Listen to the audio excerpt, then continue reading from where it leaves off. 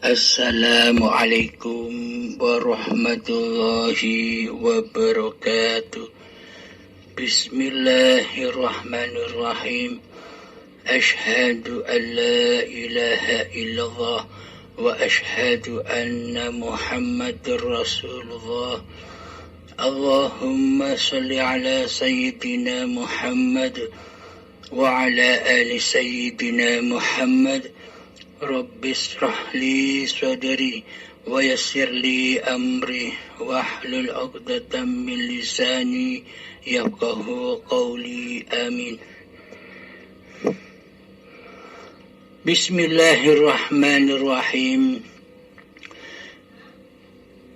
Saat ini kami mengkaji rukun Islam yang ada 5, yakni syahadat, solat, zakat, puasa, haji secara hakikatnya. Kalau secara syariat sudah Anda tahu semua. Syariatnya Anda semua pada tahu. Akan tetapi kali ini kami mencoba mengkaji secara hakikatnya di sisi Allah. Selama ini rukun Islam yang berlaku di mayoritas manusia adalah rukun Islam secara syariat saja. Oke, marilah kita kaji secara hakikatnya. Bismillahirrahmanirrahim. Syarat manusia masuk agama Islam, syarat manusia bisa bermu'alaf sebelum melaksanakan rukun Islam yang 5 itu, maka wajib bagi si mu'alaf mengenal siapa Tuhan yang bakal disembahnya. Awaluddin ma'rifatullah. Awal suatu agama adalah mengenal Allah, tahu Allah, dan berjumpa dengan Allah dengan mata kepalanya. Agar apa?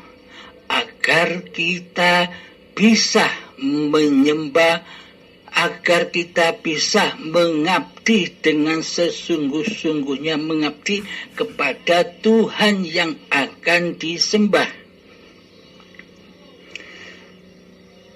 Setelah itu, untuk mengenal Allah, Tuhan yang bakal kita sembah, maka ada perintah lagi, man arafa nafsahu faqad arafa rabbahu.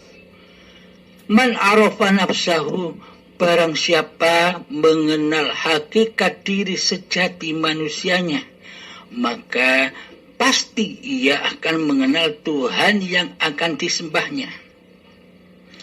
Untuk mengetahui hakikat diri sejati manusianya, marilah kita buka sifat wajibnya Allah dan sifat wajibnya manusia. Karena syarat menyembah, maka harus ada Allah dan manusia, harus ada Khalik dan manusianya, Khalik dan makhluknya, ada pencipta dan yang diciptakannya. Coba kita tafakuri selama ini. Syarat menyembah wajib wujud nyata Allah yang disembah. Akan tetapi selama ini ketika kita sholat, ketika kita beribadah, apakah sudah nyata, apakah sudah wujud Allah zat yang kita sembah? Bagaimana Allah bisa wujud, bagaimana Allah bisa kita sembah, sementara kita selama ini berkeyakinan, berakidah bahwa Allah itu gaib, Allah itu tiada, Allah itu fana, Allah itu al-maut di hati kita. Ingat, di hati kita. Sedangkan yang merasa menjadi Allah dengan sifat-sifatnya adalah diri manusia kita sendiri. Diri kita yang merasa wujud, diri kita yang merasa hidup, diri kita yang merasa sebagai pencipta seluruh solat dan ibadah-ibadah kita selama ini. Nah, bila kita belum berislam dengan sesungguh-sungguhnya Islam di sisi Allah, maka selamanya kita ateis, tak bertuhan. Bila kita hanya bertuhan dan beragam secara syariat beloko, coba cek hati kita selama ini. Benar kelihatannya kita bertuhan, benar kelihatannya badan ini beragama, akan tetapi hati kita bagaimana? Yang jadi Tuhan, yang jadi penguasa, yang wujud itu Allah sebagai pencipta diri kita, ataukah malah kita yang wujud, yang hidup, yang berkuasa atas hidup dan badan ini? Sedang Allah kita tiadakan, sedang Allah kita gaibkan selama ini. Apakah demikian yang dikatakan bertuhan?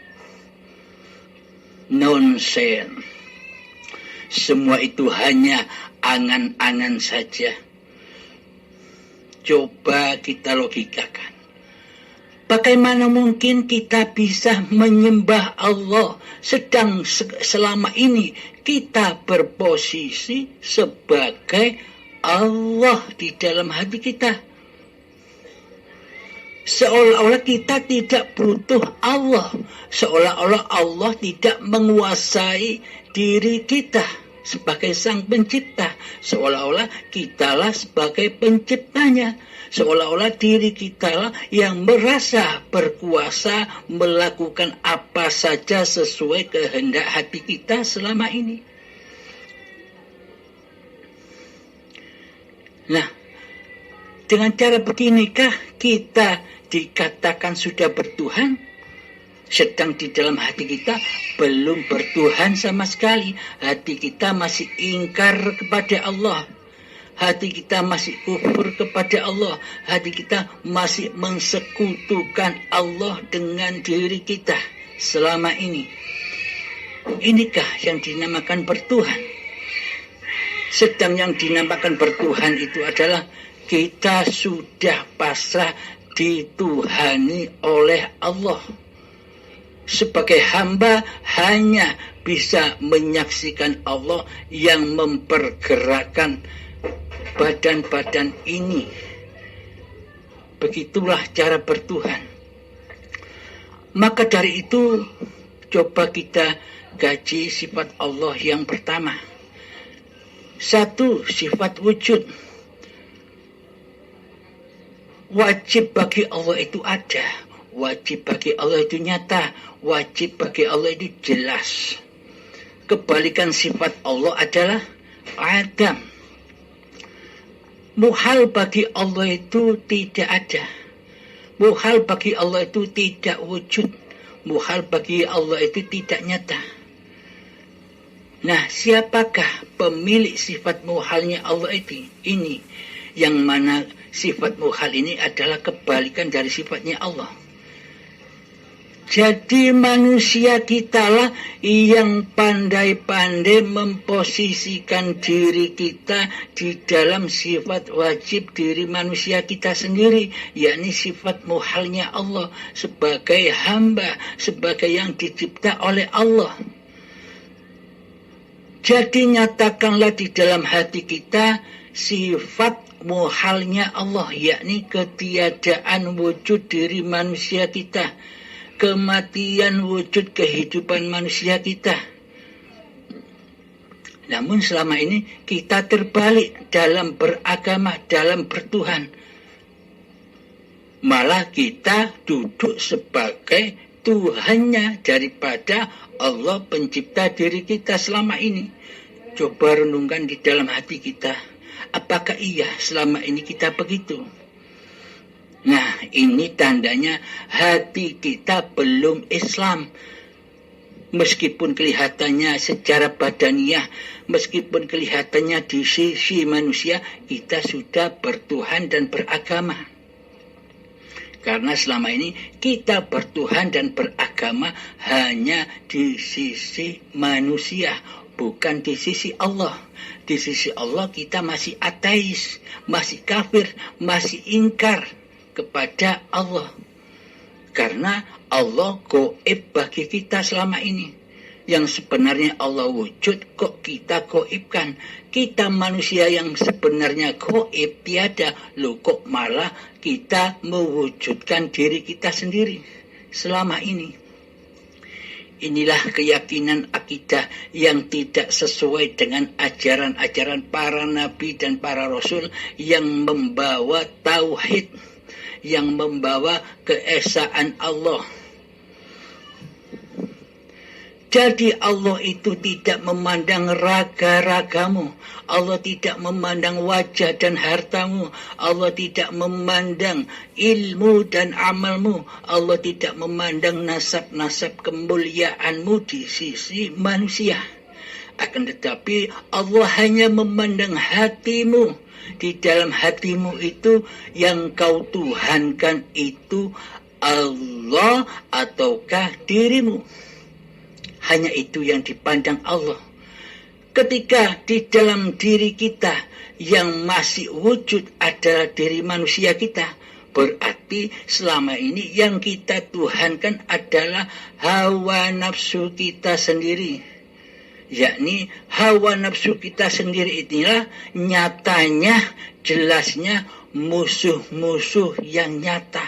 Yakni setan iblis itu adalah musuh-musuhmu yang nyata. Siapakah setan dan iblis itu? Setan iblis itu hakikatnya adalah diri kita sendiri. Karena iblis dan setan selamanya tidak mau bersujud kepada Adam. Maknanya bukan Adam sosok manusianya. Maksudnya Adam adalah iblis dan setan. Serta hawa nafsu ini selamanya tidak akan rela, tidak akan ridho bila ia ditiadakan. Bila ia digoibkan seperti layaknya selama ini kita mentiadakan dan menggoibkan Allah. Itulah musuh-musuhmu yang nyata. Maka perangilah ia, kata Allah. Ketika kita belum berperang dengan musuh-musuh yang nyata, setan dan iblis, yakni hakikatnya diri kita sendiri sebagai setan iblis yang nyata itu, maka selamanya kita tak akan pernah bisa menyembah, mengabdi dan rojiun kepada Allah. Maka dari itu kenalilah diri kita sendiri dulu. Ma'rifatilah hakikat diri manusia kita sendiri dulu. Maka dari itu kenalilah Allah dengan sifatnya. Siapakah hakikatnya Allah itu? Hakikatnya Allah itu adalah di ayat kursi. Bismillahirrahmanirrahim. Allahu la ilaha illa huwal hayyul qayyum. Allah tiada Tuhan yang berhak disembah kecuali dialah hidup yang kekal lagi terus menerus. Yang mana hidup itu menghidupi seluruh makhluk yang diciptakannya. Nah, maka jelaslah di sini bahwa hidup ini Allah. Selama ini bila kita masih merasa diri kita yang hidup, diri kita yang wujud, maka selamanya kita tak akan bisa mengabdi dan menyembah kepada Allah. Sementara di dalam hati kita yang jadi Allahnya hawa nafsu. Maka seluruh ibadah dan sholat kita sejak akil balik sampai setua ini, seluruhnya terbakar di dalam nerakanya hawa nafsu. Karena selama ini ibadah dan sholat kita diakui sebagai milik kita, miliknya hawa nafsu. Sehingga persembahan ibadah dan sholat itu dipersembahkan untuk hawa nafsu kita sendiri dan terbakar di dalamnya, tidak sampai kepada Tuhannya. Bagaimana mungkin sholat dan ibadah kita sampai kepada Allah, sedangkan sementara kita tidak menyembah Allah? Jadi pasrahkanlah kembali, hidup ini Allah. Kembalilah hakikat sifat diri sejati manusia kita kepada al-maut. Lawannya hidup adalah mati. Kebalikan hidupnya Allah adalah matinya hambanya. Inilah yang dimaksud mengesakan Allah, mentauhidkan Allah ketika fana keadaan diri manusia kita. Inilah yang disebut syahadat. Bila kita sudah menyaksikan hidup, hiduplah yang menguasai badan. Hiduplah yang mentindaktandukkan badan. Hiduplah yang memerintahkan. Hiduplah yang mengutus badan. Sejak dari tanah sampai setua ini, seluruhnya adalah utusan hidup. Dibimbing, dijaga, dikasih sayangi oleh Allah sejak dari tanah hingga setua ini. Kita tidak menyadarinya. Bila kita sudah menyatakan hakikat diri manusia kita yang tak wujud, yang tak hidup, yang tak kuasa di dalam hati kita, maka nyatalah Allah yang hidup, Allah yang wujud, Allah yang berkuasa. Ini babakan hati, pendam rapat di hati. Karena yang dipandang Allah bukan badanmu. Yang dipandang Allah adalah hatimu, kondisi hatimu. Seperti demikianlah kondisi hati para nabi dan para rasul. Hati selalu mentauhidkan, mewujudkan Allah daripada mewujudkan diri makhluknya. Kuasa Allah lebih wujud dari kuasa makhluknya. Ini babakan hati, kondisi hati para rasul dan para nabi, serta para aulia Allah. Karena sudah tidak memandang manusianya, yang dipandang hanyalah hidup yang mentuhani badan-badan manusia ini. Nah, apakah syahadat itu? Asyhadu an la ilaha illallah. Saya bersaksi bahwa tiada Tuhan selain Allah. Maksud Allah itu, zat yang punya nama Allah itu adalah hidup. Tiada Tuhan yang mentuhani segala ciptaannya kecuali hidup. Wa asyhadu anna Muhammadur Rasulullah, dan kami bersaksi bahwa Muhammad itu utusan Allah. Di babakan syariat, bersahadatnya hanya kalam saja, hanya persaksian palsu saja. Syahadat itu penyaksian, menyaksikan Allah dan menyaksikan Muhammad Rasulullah. Akan tetapi karena di dalam syariat Tuhannya masih angan-angan, agamanya masih diangan-angankan, maka di dalam angannya mana mungkin kita bisa memandang, menyaksikan Allah di dunia ini, sedangkan Allah itu gaib, kata mayoritas golongan syariat. Dan mana mungkin kita bisa menyaksikan Kanjeng Nabi Muhammad yang sudah wafat 14 abad yang lalu.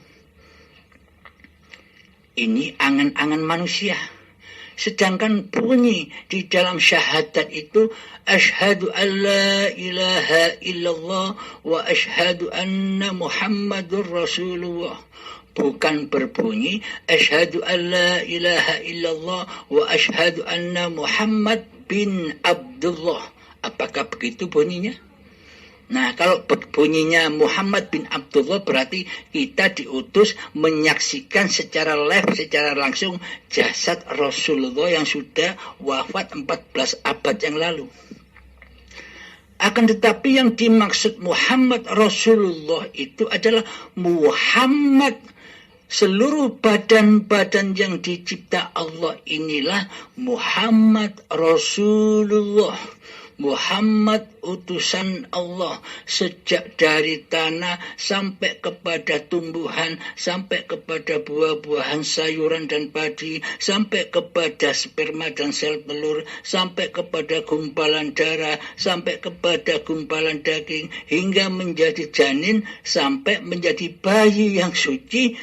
Itulah badan-badan yang diutus Allah, diperjalankan Allah, dipergerakkan Allah, diwaleni oleh Allah, dihidupi oleh Allah. Inilah yang dimaksud Muhammad Rasulullah.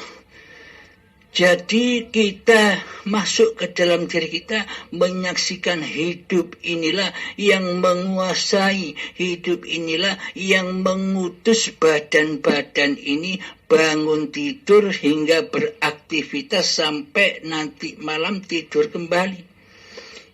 Inilah yang dimaksud utusan Allah, yakni badan-badan ini adalah utusan hidup. Nah, dengan ini kita bisa menyaksikan Allah dan Muhammad Rasulullah secara live, secara nyata, gamblang dan jelas. Inilah yang dimaksud persaksian. Inilah yang dimaksud syahadatnya, hakikatnya syahadat di sisi Allah. Bisa kita saksikan kan? Hidup yang ada di dalam tubuh kita ini serta badan ini kan kita bisa saksikan dengan nyata. Pergerakannya, kehendaknya nyata, jelas, gamblang. Inilah yang disebut syahadat. Kemudian sholat. Ini bagi orang mu'alaf wajib tahu ini. Wajib bisa bersahadat. Sebelum bersyahadat wajib kenal Allah, karena kalau belum kenal siapa zat yang bernama Allah, maka tak akan bisa bersyahadat.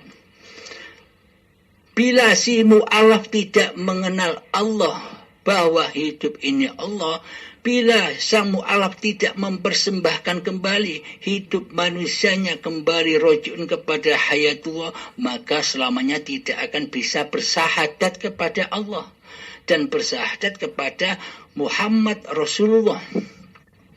Jika tidak bisa menyaksikan Allah dan Muhammad Rasulullah, apakah bisa sholat? Apakah bisa zakat? Apakah bisa puasa? Apakah bisa haji? Syahadat saja belum bisa. Menyaksikan Allah dan Muhammad Rasulullah saja belum bisa. Menjadi Abdullah saja belum bisa. Bagaimana mungkin disebut Islam di sisi Allah? Nah, bila kita sudah bisa menyaksikan Allah dan Muhammad Rasulullah yang sudah dipaparkan barusan ini, maka pasti kita bisa sholat. Yang dimaksud di sini sholat secara hakikatnya. Meskipun badan sholat secara syariat, hati harus sholat secara hakikatnya.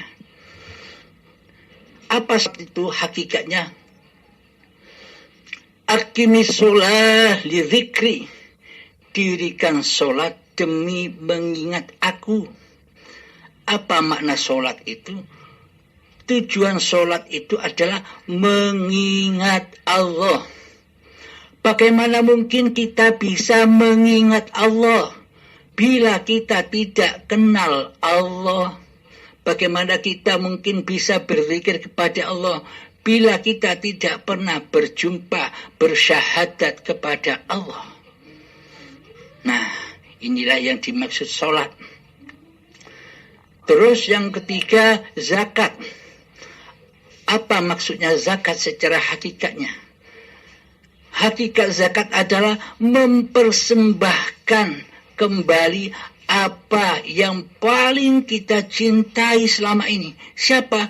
yakni diri manusia kita persembahkan kembali kepada Allah sebagai wakilullah, sebagai khalifatullah, sebagai ciptaan Allah. Jadi persembahkan lagi bahwa wujud manusia ini adalah bukti nyatanya wujudullah, bukti nyatanya hayatullah. Badan-badan ini bukti nyatanya bahwa hidup itu wujud, hidup itu ada.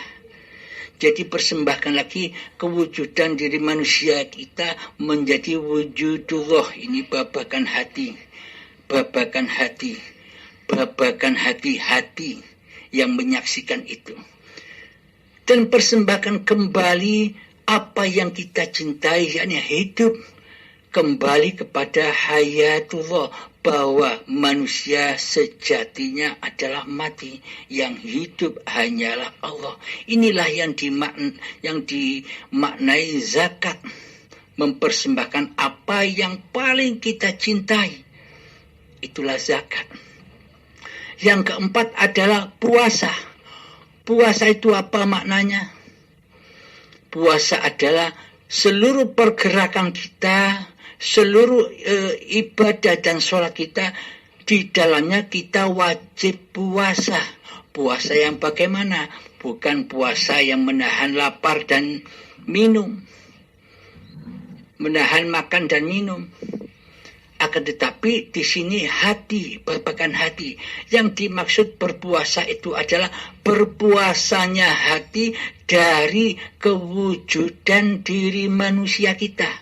Berpuasanya hati dari munculnya kekuasaan hidup manusia kita. Yang terjadi kita selalu menyaksikan hayatullah di dalamnya. Inilah yang dimaksud puasa. Puasa dari kemunculan hawa nafsu, sehingga hati selalu suci. Inilah yang dimaksud puasa. Jika hati sudah berpuasa yang demikian, inilah yang dinamakan Ramadan, bulan suci, yang mana di dalam bulan suci itu iblis, setan, hawa nafsu, dajjal sudah dibelenggu oleh Allah. Sudah dibelenggu, tidak bisa menggoda manusia lagi, tidak bisa menembus singgasananya Allah yang ada di hati. Jadi yang bisa mengaplikasikan, katanya di bulan Ramadan itu hawa nafsu, setan, iblis dibelenggu, dipenjara. Akan tetapi buktinya di dalam syariat, meskipun di dalam bulan puasa masih banyak orang yang bermaksiat, itu tandanya setan, iblis, hawa nafsu masih berkeliaran bebas di dalam Ramadan secara syariat. Akan tetapi yang pas pemahamannya adalah Ramadan secara hati. Ketika hati ini memasuki bulan suci Ramadan, maka hawa nafsu, iblis, setan, dan dajjal sudah dibelenggu, sudah dipuasakan, dibelenggu, dipenjara. Kemunculannya yang ada hanya wujudullah, hayatullah. Inilah maknanya puasa. Ketika kita makan, kita berpuasa dari diri manusianya yang bisa makan. Ketika kita minum, kita berpuasa dari kekuasaan diri manusianya yang bisa minum. Ketika kita sholat, kita sudah berpuasa dari kewujudan hamba, dari kehidupan hambanya yang bisa sholat. Inilah yang dimaksud lillahi ta'ala. Di seluruh niat wajib kita mengaplikasikan bahwa hati ini lillahi ta'ala. Nah, keterangan semua inilah yang dimaksud lillahi ta'ala. Inilah makna puasa.